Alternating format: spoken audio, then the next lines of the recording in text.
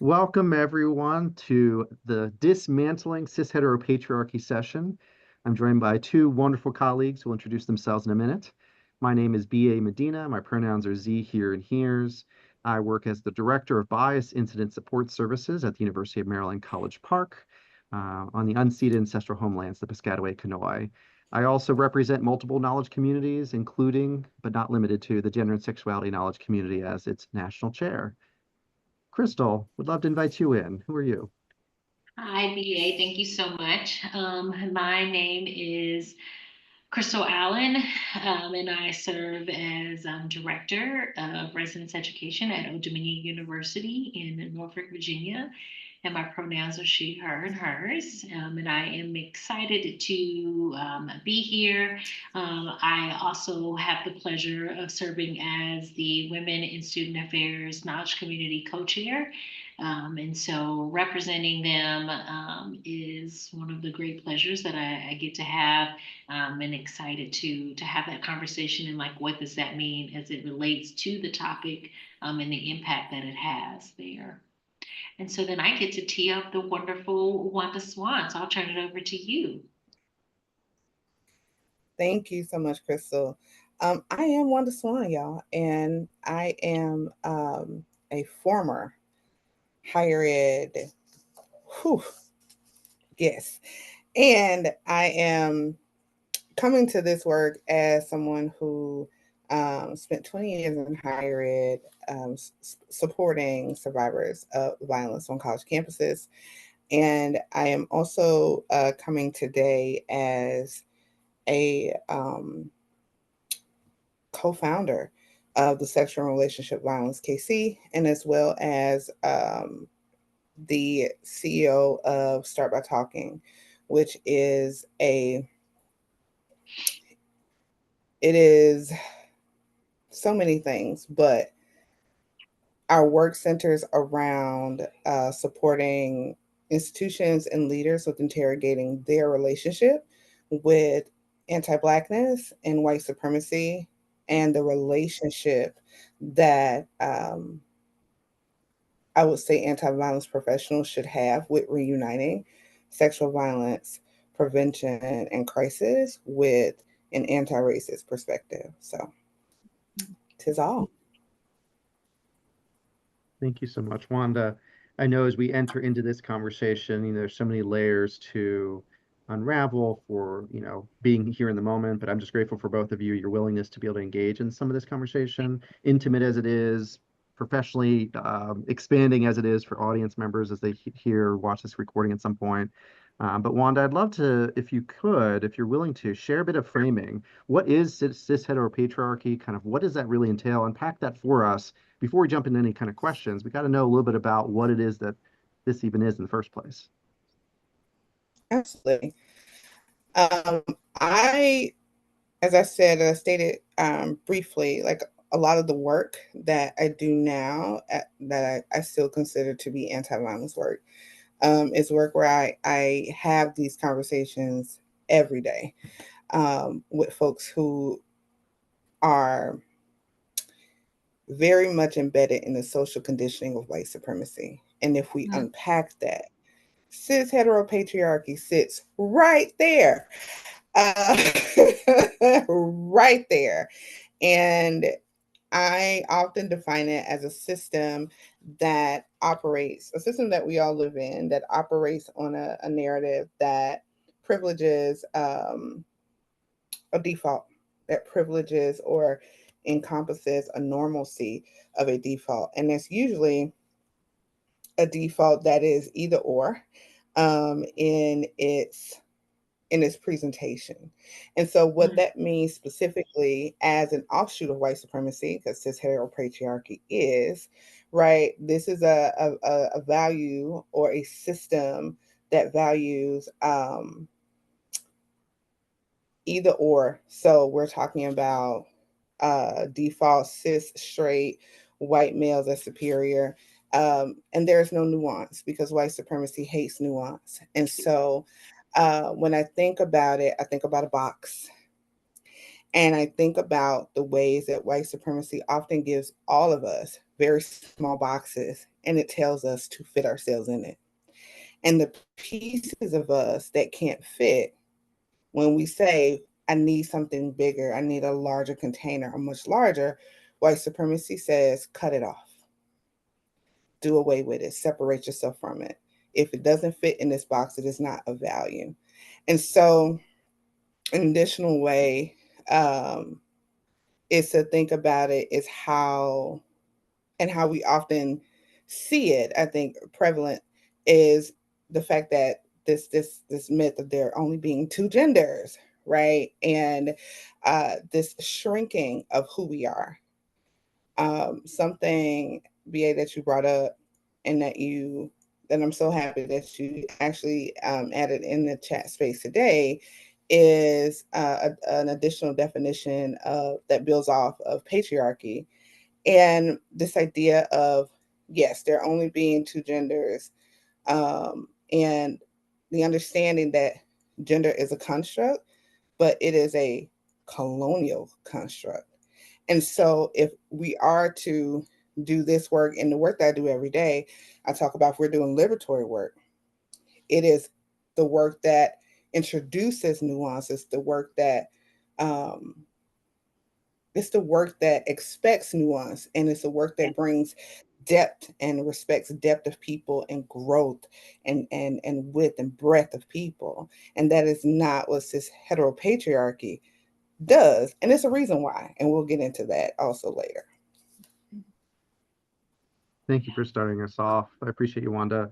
And just naming, the ways in which this system, right? It's a social construct, and the colonial mindset, the white supremacist approach to this work is to try and compartmentalize ourselves as if somehow or another our gender, sexuality, race, all of our identities somehow don't interplay at all points. We talk about intersectionality readily, but don't often unpack what that means.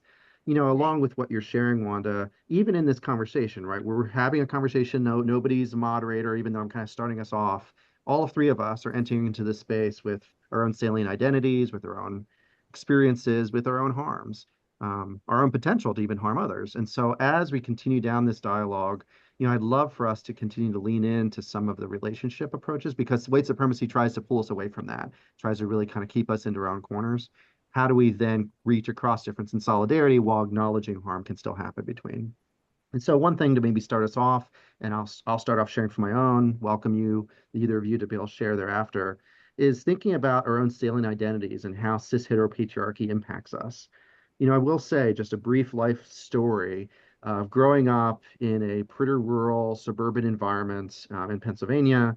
I had never ever heard of trans identities. It's not that they weren't existent for generations and millennia. It was that I was purposely not told anything about that in our history books, in classes, in my faith-based organizations I was a part of, in my family. So a lot of that was withdrawn. And so my connection to femininity was really seen as shameful. And I was told actively by parents and loved ones that to ever identify as queer, let alone genderqueer, identifies both, would be antithetical to our lived experiences in our family and the community.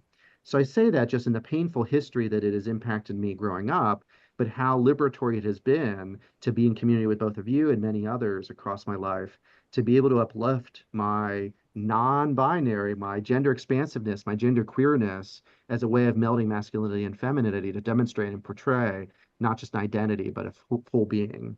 And so I'd say that that's been something that really has impacted me over years on the negative side early on, but on the positive, having colleagues, loving, caring folks who have really entered into space, inviting the possibility of connection, not regardless of, but with love and honor of my gender expansiveness as well as my sexuality. Mm. Oh, I'm just taking a moment to just breathe that in. Like that was beautiful. And so I just want to thank you. Say thank you for sharing that with us. Please feel free, Krystal. I got caught up Yeah. in the fields. No, I understand. That's how I was feeling. I was like, wow, that's like really beautiful. So thank you for sharing, BA. I think sort of how I come into it is, I mean, when I enter into any room or space that I walk into, like the first thing that you are noticing, even that is a construct, is like you notice my race, and so you notice, and then my gender, and so and then another salient identity for me that like really shows up, and so I think this is where I would say it has impacted is, so I grew up in the South, and so you grow up religiously affiliated, and so I grew up as a Christian, and still I identify in that way, and having to acknowledge like the problematic aspects, that has come out, and the harm that has come out from those who I do identify as Christians as well, and so I think where it has probably has impacted me is, one about like silence in the place of a woman, and what I am or am not to be, or how strong I am or am not to be. But then also just like this notion when it comes to, we always hear, or how I grew up was that, Jesus is teaching us that we're supposed to love everyone, to love everyone, to love everyone. But what I noticed, even as I was being raised, is that it was conditioned on what people felt was okay to be loved.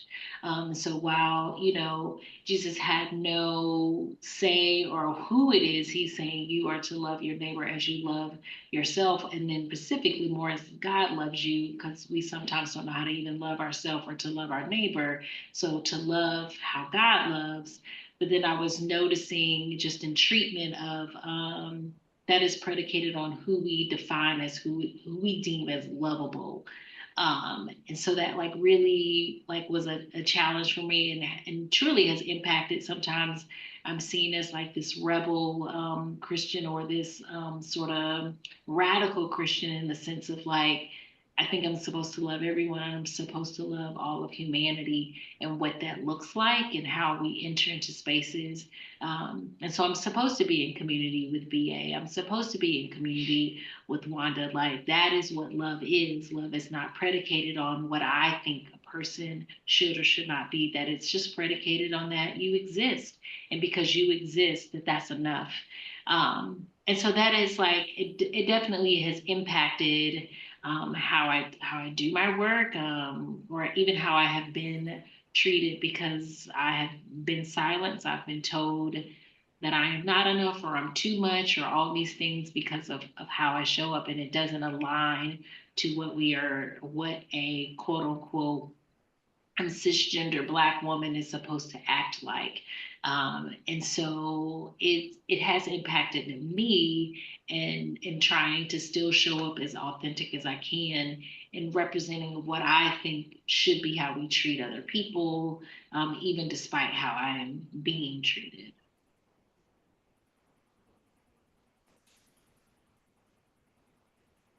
Whew. there's um there's just so much overlap, Krystal, in our experiences, Mm. and it's so validating to hear. I often answer this question, when I think about this question. I think about like cis heteropatriarchy tells me every day before my first cup of coffee. It tells me that I'm not enough. It tells me that I'm too Black, too fat, too nappy, too loud, not smart enough, but very smart mouth, right? And it it does the work of offering this default of whiteness, of straight being, this default of what it means to like to be human, right? It is, and it often, and I think that's the thing, there's this very pristine vision of what humanity must look like in order for us to value it. And the farther away that we sit from these designated tenets of humanity, Mm. Those are the things every day as I am knee deep in this work every day. And every day I have to do the work of fixing my brain to say, oh, that's just white supremacy acting up. Let me go ahead and fix me a cup of coffee, right? Oh, that's just, you know, this, is, that, and the other Yeah. that's acting up, right? I'm also someone who I grew up in the South. I'm from Mississippi. I'm in Mississippi right now. So if there's a delay or anything, let me know because I am in the backwoods of Mississippi.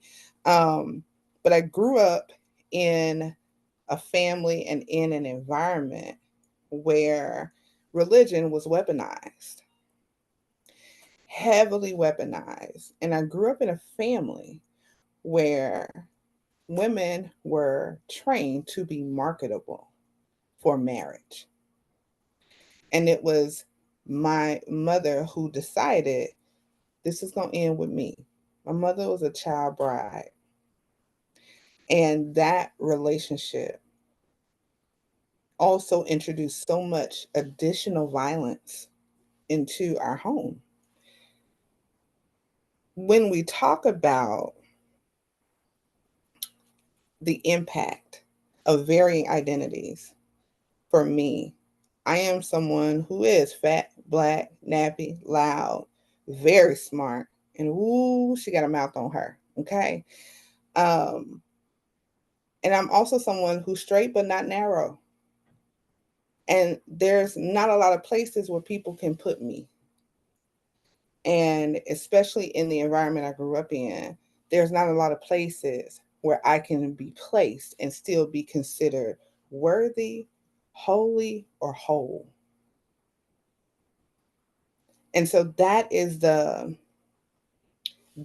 impact for me. Like it literally it tears you apart. It tears you apart.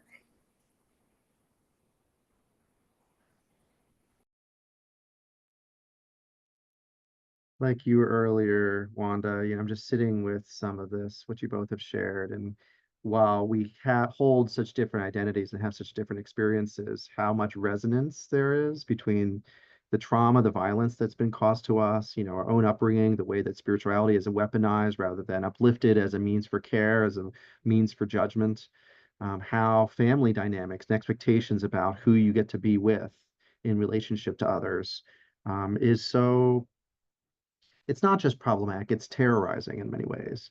It pulls us apart from each other, it pulls us apart from within, from ourselves, to then claim we're not enough when we are. And then it also creates this dynamic, going back to the binary approach, that it's either or, it's either heaven or hell. It's either man or woman. It's either black or white. It's straight or queer. And I'm like all of those things. Well, maybe heaven and hell, I don't know, we'll see. But in terms of, I mean, I'm biracial, for me, I have a deep faith and have such connection to the faith communities that I had been a part of, but also had such violence being removed. I was excommunicated of sorts from my youth group and from my church because of being sexually assaulted. And because I had sex before marriage, I was no longer worthy and wanted. And so that holds some deep pain, spiritual and physical pain there, and emotional pain for sure. But I do see, going back to the question at hand about how our identities, our experiences, our traumas, also in some ways, had I not been through all these experiences, I probably wouldn't have met the both of you, right? It's through these networks, it's through these connections that we uplift each other, that then we find folks in our community, the chosen family. I'm not connected with my biological family any longer. Cut them off long ago because of abuse and harm. And yet here, this chosen family of the two of you and many more are so much better than I ever could have asked for growing up. And so just deep gratitude for the both of you for sharing what you have. Again, resonance, even if not identical or similar in all tones, but just appreciation deeply for your shared humanity.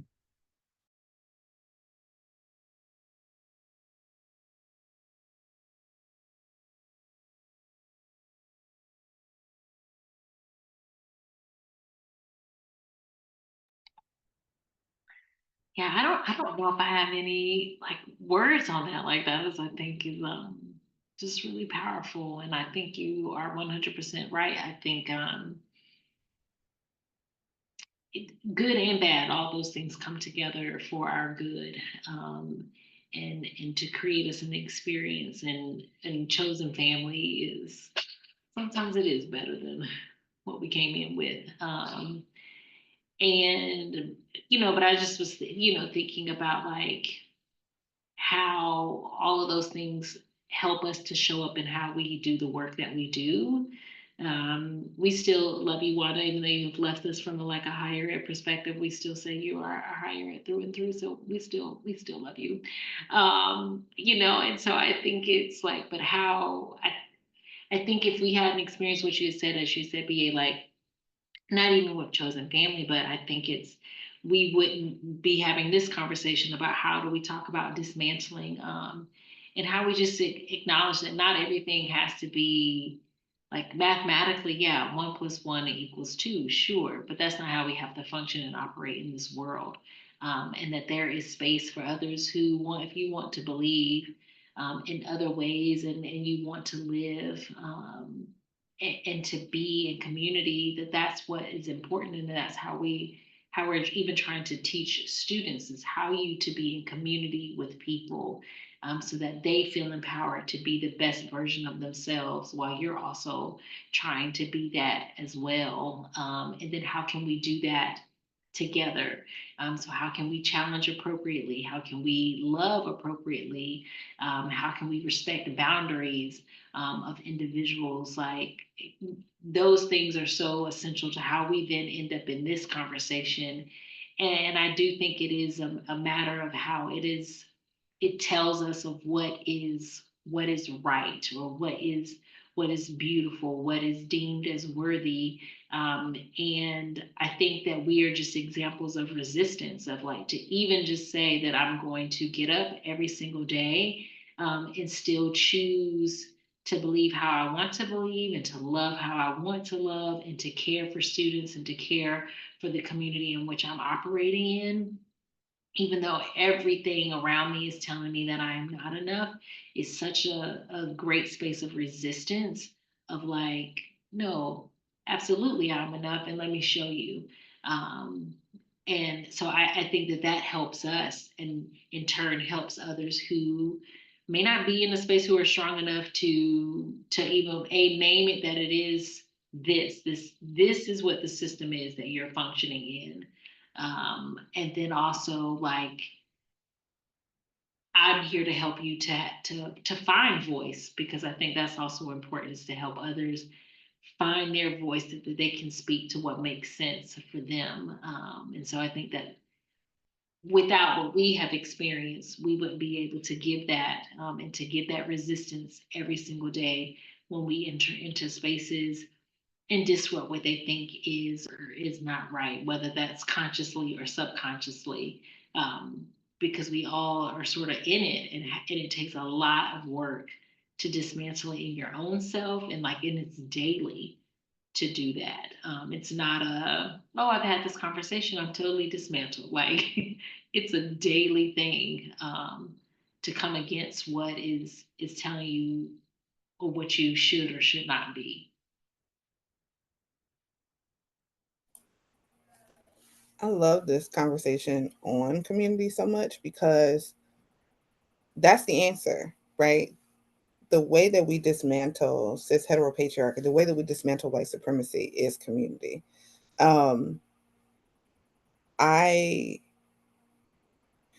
I don't think people realize how the social condition of white supremacy is one that centers, and we say it often, oh, it centers whiteness, right? But I don't think people understand that like whiteness is not just, when we talk about whiteness, we're not just talking about race, right? We define whiteness as a racial marker. We define whiteness as an ideology, but we also define it as a strategy for sustaining capitalism and oppression, right? And so it is at its core a very individualistic identity that tells different people different things depending upon where you sit. White supremacy often tells folks with closer proximity to whiteness that There's not enough to go around, but why should you do without? And it asks and expects sacrifice. It expects us to sacrifice each other because it works better when we don't have the space to sit and realize how much we have in common and how much this system is killing all of us, killing some of us fast. It's killing some of us slower. But understand that it is a system that must feed. And when it is done feeding on people who look like me and Krystal, guess who's coming up next? Right? Community is the answer.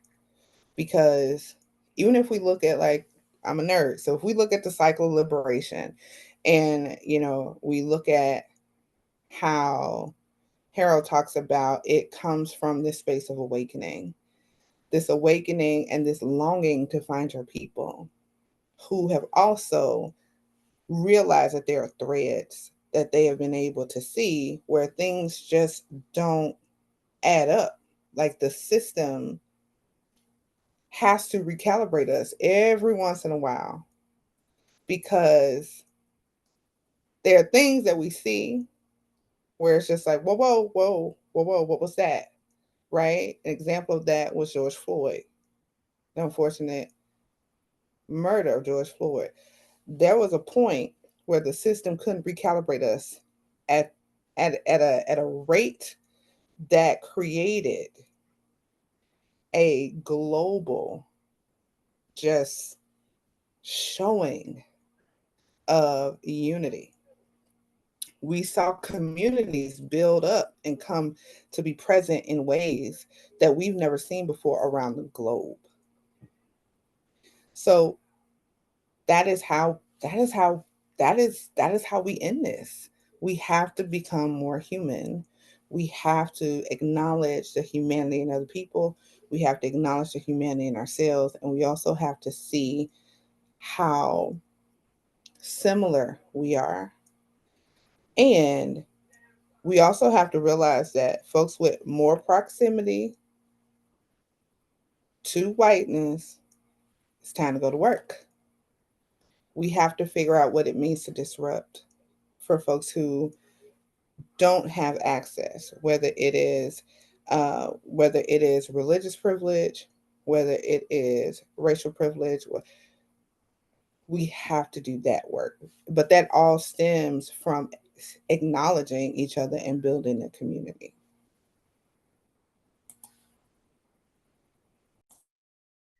I feel like building upon so many of what we both have been saying, and I guess I'll start with the relationship between white supremacy, capitalism, and patriarchy, the three bedfellows or connecting points, where it all is about marginalization further, right? When you think about capitalism, it's all about there's only enough resources, and so you have to be the one getting the most resources so that others don't, rather than a collectivist approach that's more about our shared resources, these shared opportunities and values actually uplift all of us as we do it together.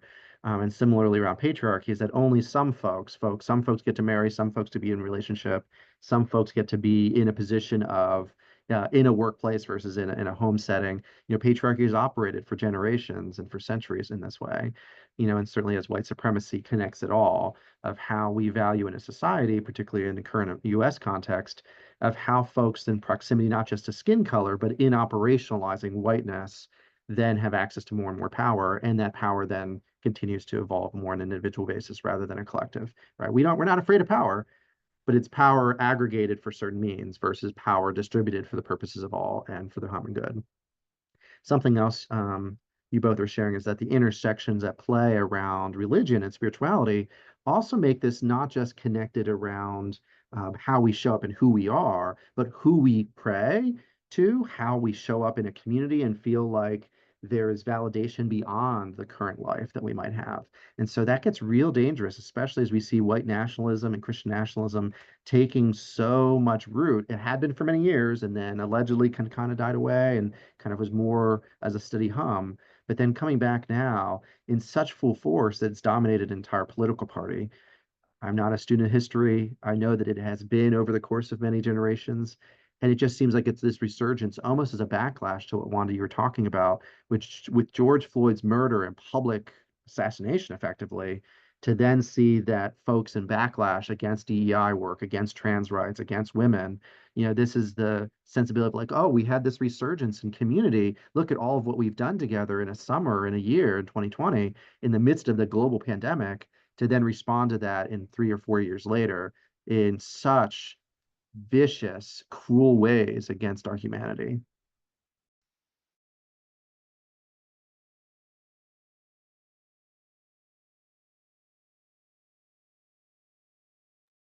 I'm trying to bring up the quote of what you're when you were talking about.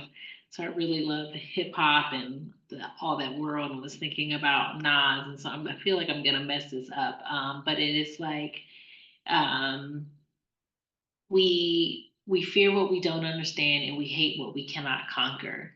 And it might be the opposite way of how that is stated, but I think about like even before 2020 and with George Floyd, I even think about like we were in this space of thinking that we're in this post-racial society when Obama won, and so we're like all excited and all the things, and which rightfully so, like 'cause that was a monumental experience. But I think what that was is that, and I always talk about this when I think about even privilege and how privilege sits within this cis heteropatriarchy, in the sense that like people do not want to give up their privilege. Even those who are even have whole marginalized identities, some also have some of their identities may also still have some privilege, or they may have access to privilege and they don't want to like give that up. And so it just makes me think about how like it feels like where we are right now, especially of just seeing it rear its ugly head, is this fear of that like white men are not going to be the majority. And so, oh my gosh, what in the world is that about to look like for me? And I think it is like historically, I've seen how my white men, I have treated other individuals.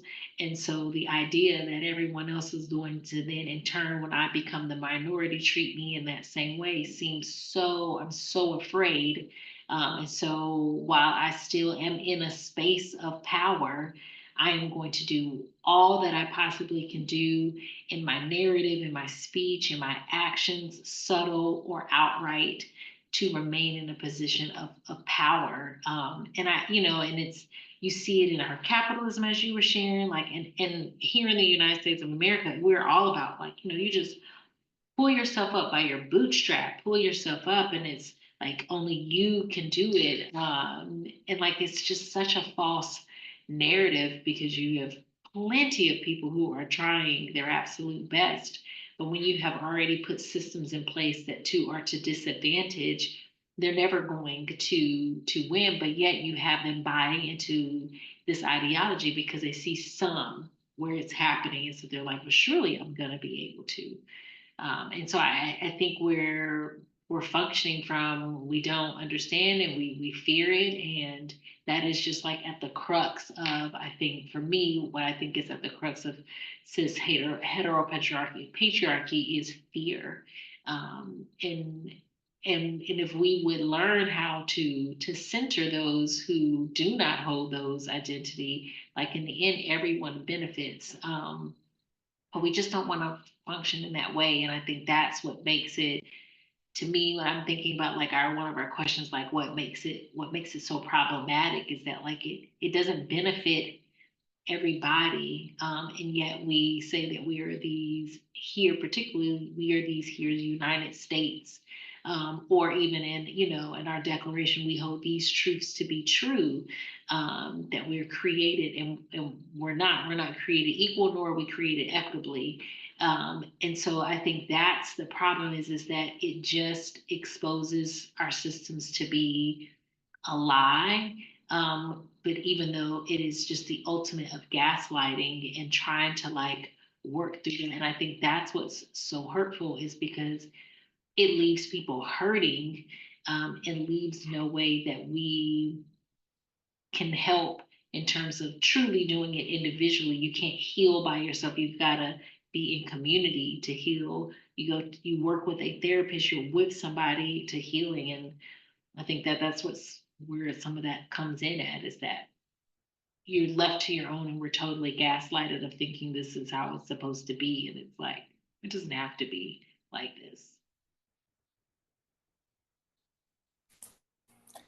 I think we also, like, you touched on something really, really important, Krystal. I think we also have gotten. I'm going to actually go off camera for 1 second because I think I may be delayed a bit. But I think that we've also gotten very used to the, or maybe jaded to, um, how often we sacrifice other people, right? I think that's the other thing when I think about, like, why is cis heteropatriarchy um, so problematic? It's because as a Black woman, I've seen cis heteropatriarchy show up in spaces where white straight men are not there because it replicates itself in other environments across demographics. And the same way that cis heteropatriarchy thrives, like all of this whole system thrives off a perpetual laboring force, right? If we're going back, if we're going to, like, zoom out, and take a wide range look at this, we're talking about a system that started on this soil as a system that depended upon the sacrifice, it depended upon the dehumanization and the degradation of a perpetual laboring force of people with no intents of shifting that system. So every system that came to be on this land that we all sit on is a system that is rooted to that original system, right? And what we keep seeing are just reverberations of that in big and small ways, in organizational ways and individual ways. But when I think about, like, I think about my community, and I think about how I often hear conversations and languages that, like, I remember I dated this guy, and he, we were talking, and he was like, no, no, I'm a capitalist. Like, happy, like beating the chest, like, I'm a cat, like, no, like, we gotta have people on the bottom, and da da da da da. And I was like, wait a minute, put your cheddar biscuit down, boo. Wait, let's talk through this, because what now?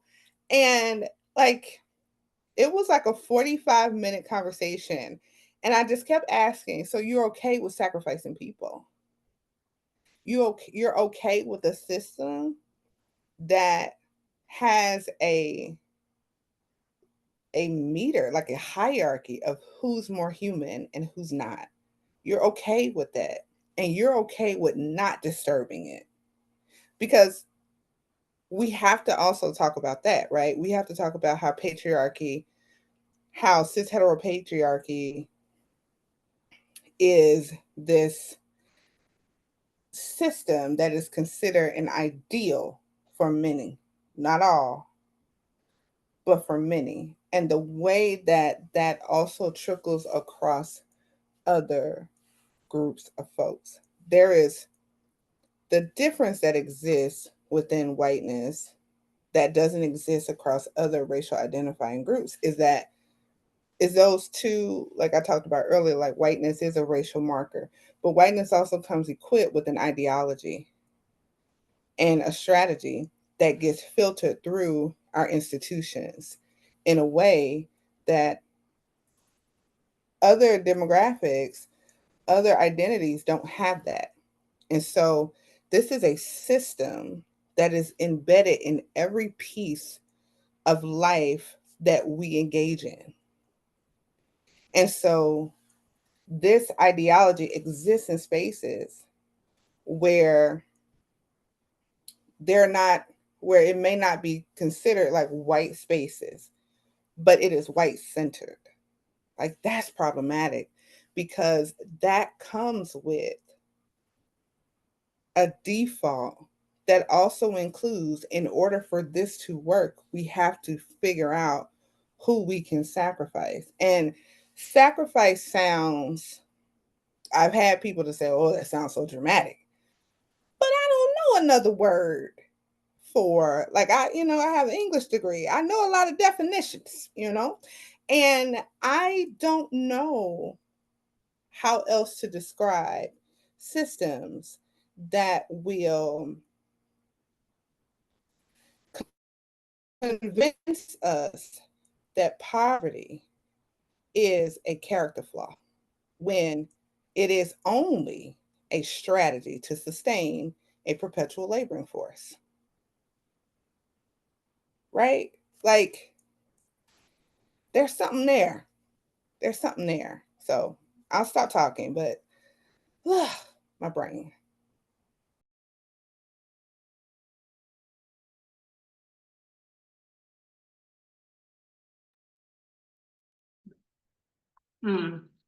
I think you're like spot on. And as you were like talking, I just was also thinking about like, as you, this could have been before the recording or not, I can't recall. But when we were like, it's killing us. And I think that's literally and figuratively like it's killing us. And just even thinking about how we show up in like in our spaces, how we look down upon each other, especially when we're thinking about like the poor and we work ourselves to death. Um, and that is how like our system has been truly created. So, and it's a rinse and repeat cycle that we have bought into. And this is, I hope I don't sound like a Debbie Downer, because I was just thinking about like how do we dismantle it. And when I talk with some of my girlfriends a lot, like I genuinely don't know how we dismantle it, because it is such a way of life that it's almost like breathing, and we don't even know it sometimes. Or it can be in like can be in a room, or like I think about it, like I worked at an HBCU before, and like whiteness was all throughout the institution, but I dare not have said that, like, because they're not gonna receive that, but it's like you're told you need to act this way. This is how you need to speak this way. This is how you get ahead. This is how you do this. And all of these things are predicated because someone who quote unquote is holding the power says this is how it has to be. And so even thinking about like the violence to try to keep us in place. And so even after we ended slavery, because that's connected to the money, and I don't want to lose my money. And so now, we go into this like Jim Crow and this violence and violence of keeping things in place. And so even as, we were trying to have the civil rights movement, it was you need to act this way, you need to be in this way, and how we move and how we operate, because that's what's going to help it feel easier when we dismantle for others and make them more comfortable with it, where it's palatable for them. And so just even thinking through that, and I'm like, I don't know how we dismantle. And sometimes even when I'm at work and I think about some of the things I have that's come out of my own mouth, and I'm like, Krystal, Krystal, no. And so because I want to dismantle it. Like I would love to completely take down the United States of America and rebuild it in a completely different type of way, where everyone just feels safe in who they are, how they live. Um, and I don't know how, to do that. Yeah, go ahead, Wanda. I know where we can start.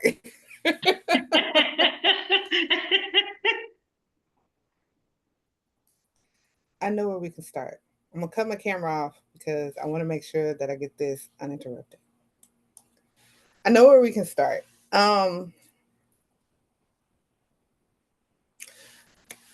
We got to practice liberation.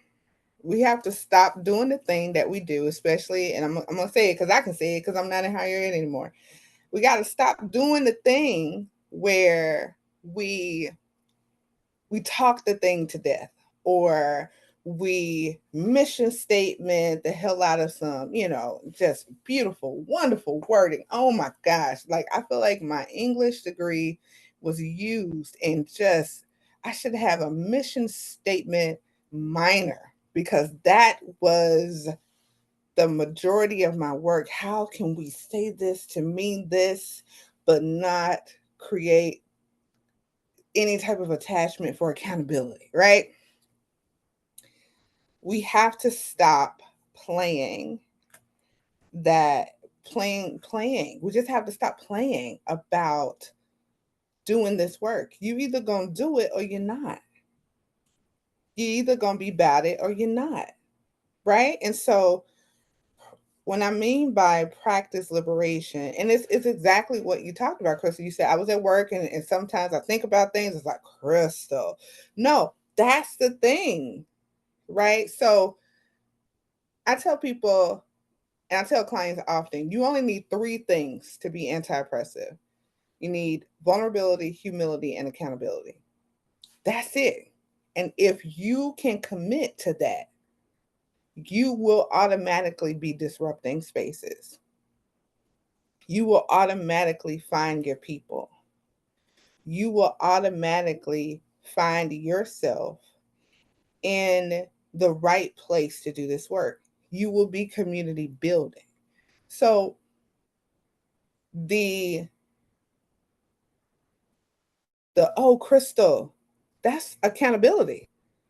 That's an act of accountability. That is self-accountability. They're saying, wait a minute now, hold on. Like, wait. We need that. So we need to, I tell people often, like, if we're looking at this, like, if we're looking at this from individual level, interpersonal, organizational, and societal level, you need to do one thing. One thing. Like, you need to pick from one of these places a day where you can disrupt. On an individual level, it is that, oh, Krystal, what are you doing? Right? It's a self check. It's like, come on now. Right? On the interpersonal level, how do you disrupt those traditions, right? Those jokes, those friends, like those dynamics that are harmful? An organizational level, how do you work specifically to dismantle, or to, I would say, to separate whiteness from professionalism? Because those are actually two different things that, because the system of, I would say, I think it's what is her name? Dr. Rosenthal wrote a book. I can't remember her first name, begins with C. Caitlin Rosenthal wrote a book, I think it's like Accounting for Slavery, where she talks about how every system, every nonprofit and for-profit system that we know that sits on this land derives its professional standards from slavery. Because, and Nicole Hannah Jones talks about this in, I think, episode 2 or 3 of the 1619 Project, where she talks about how this idea um, of there being manuals and certifications and continuing education, professional development for overseers and folks who were driving oppression. These are the things that were passed down and reverberated through us, through over time, and got to us. The first paid role that a supervisor had on this soil was someone who worked on a plantation. That was a title that directly comes from that environment. We work from an organizational standpoint, we work in a system that defines professionalism based on a concept that centers whiteness only. So the work is, how do we do the work to disrupt that? We cannot lie anymore and say, we're a family. We're not we have never been a family. Stop it. We have never been a family. We are the most miserable family. But we have to be able to say, and I love Rosenthal's book, because if we're able to say, okay, this is our history, how do we hold that? And how do we critique what we have? And just on the tier, just on the organizational tier. And then we have to look at societal, like, who do we want to be? And also, who do we want to be remembered as? Far, far beyond where we worked and what we've done. How are you preparing other generations to sustain this larger idea of being of having an anti-oppressive perspective? Like, there's ways to do it, but it's going to take us walking our talk. We're going to have to stop trying to find the right words and just do the thing, because white supremacy is not complicated. What complicates it is trying to keep it and not call it that thing.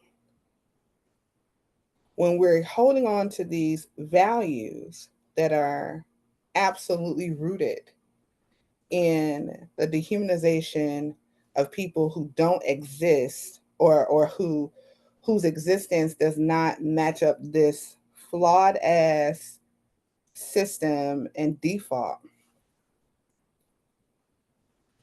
we got a problem. Okay, I'm done. I'm done. I'm going on mute.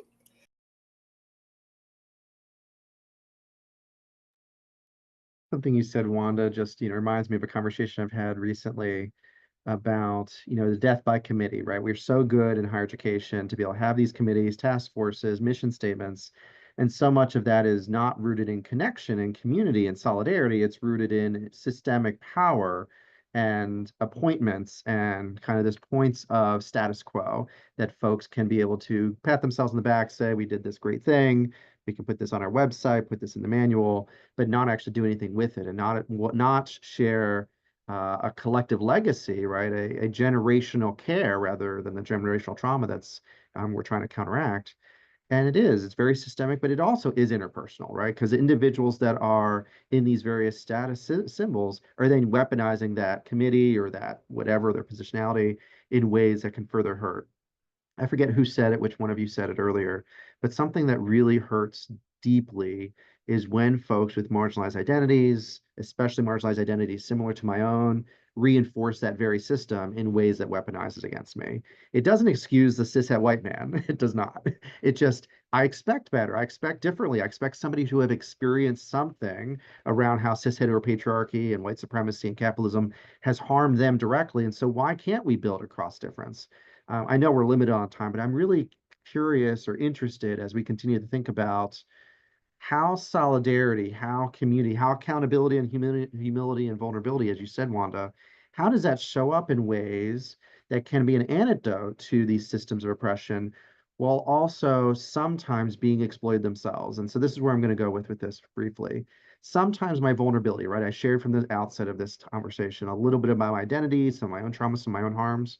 Sometimes that builds connection between the two of you, between many colleagues who I deeply admire and respect. It's a way to build some sense of humanity amongst each other. We can deepen our relationships further. What it also does insidiously is that folks from a more white supremacist lens exploits that and either tokenizes me and says, now I know some of who you are. I'm going to put you on this committee. I'm going to put you on this thing. I'm going to use your labor and use your face and use your experiences as a means to call us inclusive when we're not, to show that the system has some care concern for non-cishet white men, and it doesn't, but this is just a way to put it on there. But does even more dehumanizing. It then creates a cycle of representation of me as a participant in said white supremacy.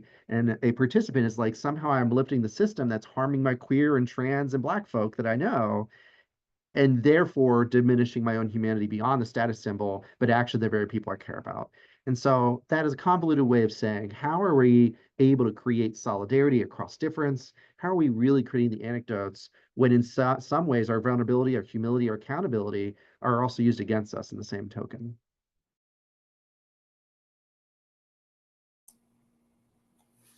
I think something that came up for me as you were speaking was we have to remember that as a strategy, whiteness is not a collaborator, it is a conqueror. We have to remember that. And so we have to, and I say we when I'm talking about marginalized folks, and I'm also going to talk to white people too, because you got to. But we have to do the work of interrogating the internalized pieces of this, what this has done to us, right? I had a grandmother who told me who this hair would never do. It would never do for her, because there were ways in which she navigated her life to keep her safe. And there are ways that she passed that down, and there are expectations. And one of the expectations is don't poke the bear. Don't poke the bear, keep your head down, do what you have to do, and get out of there. And the system won't eat you. It ate me. I did everything right. But the reality of it is there will always be a hill to die on when you are not in proximity to whiteness. Being able to do that interrogation of understanding, like, what parts of me, what parts have I internalized? What are the ways that I have, because I think of, and this, I think about white women. I think about white women in the 80s, and it's like, feminist, I'm going to work, I'm taking my place. No, you are doing the work of the patriarchy in shoulder pads, kids, and a Diet Coke or tab. That is what that was, right? So what are the ways in which we are calling a thing something else, but still locked in our own oppressive habits? Because we all have oppressive habits, whether they just hurt us or they hurt other people, right? So I think that's the thing. I think being able to and I say this all the time, I'm not impressed with whiteness. I'm not. And we have to learn. None of us should be impressed with whiteness. Historically, as a strategy, it is horrible. It has not helped us at all. And so being able to detach from this fantasy of what whiteness gives us is going to be helpful. I think there is also this line of no is a full statement, and stop being impressed when white people ask you to do stuff. Stop it. And be able to say no, thank you, or no, period.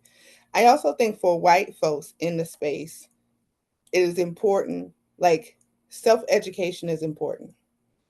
And being able to hear someone says no, and I'm not going to give you a reason why. there has to be a mechanism in your brain that allows you to let go of your romanticization of whiteness. And you have to be anti-oppressive and have close proximity to whiteness, you have to question everything that you have been taught, everything, the world as you know it. And you have to be able to remember that there is a world that exists that props up your world, and there are people who get sacrificed for it. And if that is your default, and it can very well be the person who trained you on the job, who should have your job, but they don't, or it can be the children in Sudan who died so that you can have a new iPhone. There are people who are being sacrificed. There are livelihoods and lives that are being sacrificed. If you keep that and keep centering that, you're going to get used to asking questions of like, oh, did I do that? Did I do something stupid? Did I say, I hurt somebody? And then say the thing. Say what you did. Have accountability for what you've done. Stop relying on the systems and the hierarchy to protect you, because everybody doesn't have access to those, right? There are ways, and we all know there are ways that people have done things, and the system has created a shield. And then oftentimes those who are more marginalized get punished just for saying the thing. I talked with someone today who works in higher ed and said there's an HR issue that happened, but I was told under the table that if I make it a complaint, I can get terminated. They're going to figure out a way to terminate me because the system has already made a safe place for a supervisor, white woman supervisor. So I think it's those two things. Like, we have to stop being impressed with whiteness. It means us no good as it relates to the strategy of whiteness and the ideology of whiteness. And then on the other end, do your own work. Do your own work and stop thinking that that the world that you live in doesn't come at a price for other people.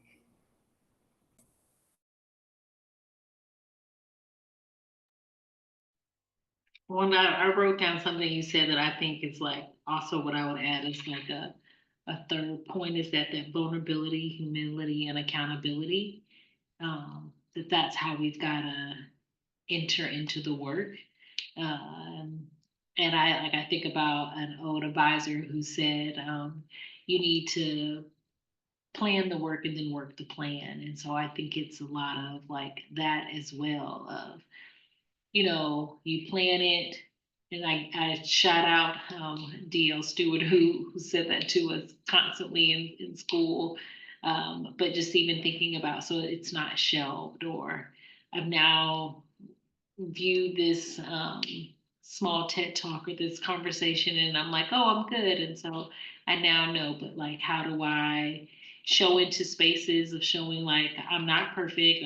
I'm still doing the work. I'm trying to be better, and then to make space better for others. And how can I be vulnerable?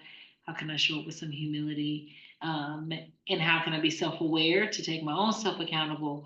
But if someone was to come to me through love and is trying to hold me accountable, that I'm not resistant to that. Because I think that sometimes is what can serve as a barrier too, is we gotta be open to some correction that's coming from a good place. Because that helps us. And I think that helps when we are still in that, like in that community with each other, that we can do that. So I love that. Like, and this was really just so great. So yeah, those are some of the things I was thinking about. So I just want to say thanks, Wanda, for that. Like, really appreciated that. Would want to hold to that.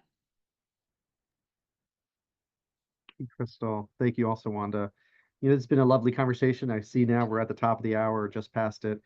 Just some concluding thoughts. Another thing that I'd recommend on top of all the wonderful things already shared is just where we started, is thinking along a spectrum, thinking with nuance and complexity, engaging folks across difference, thinking more of a collective action and approach rather than individualistic, really allowing ourselves, again, going back to humility, vulnerability, and accountability. What does that look like in space? Well, you have to really develop keen relationships across folks, as Crystal's just noting, in order for you to be receiving and accepting some of that feedback and criticism, in order for that to actually be internalized and activated, is that you're going to have somebody that you care about and be reaching across in ways that they uniquely can call you in. Pushing back against systems is exhausting. So also being able to say the no that Wanda was describing, nope, I'm not going to take that on. No, I'm not going to participate with this approach to the nope, not at all. And be satisfied with how folks may not enjoy that no, and yet that no being your liberation in some ways, being part of your resistance. And kind of my final thoughts is as we're continuing these conversations, inviting more people at the table amongst the groups that you might be a part of, not just in the sense of sharing power, yes, that too, but really sharing the identity across identities, being willing to engage your own past, right? Something I shared from the early on in this conversation is how I came from a different environment. I was deeply hateful and hurtful against queer and trans folks because either I didn't know or I just was ignorant to. And until I was able to externalize love and care for the other, I didn't actually love myself. So doing both and loving myself and loving others, how much more liberatory is that? And so I leave you with that, the sense that we can deepen our love. It's not just a kumbaya moment, but deepen love for each other in ways that can be carrying the load where no one of us can. This kind of resilience culture, that's not a singular. That is a culture of care amongst all of us. I really appreciate the two of you, Wanda, Krystal, for being willing to accept the invitation for us to be in community and chat, be as vulnerable as we have been. And I certainly invite if others are, as you're watching this, interested in collaborating to do this further in other identity groups and other ways. I just feel like this has just been a powerful way for us to connect. So thank you both.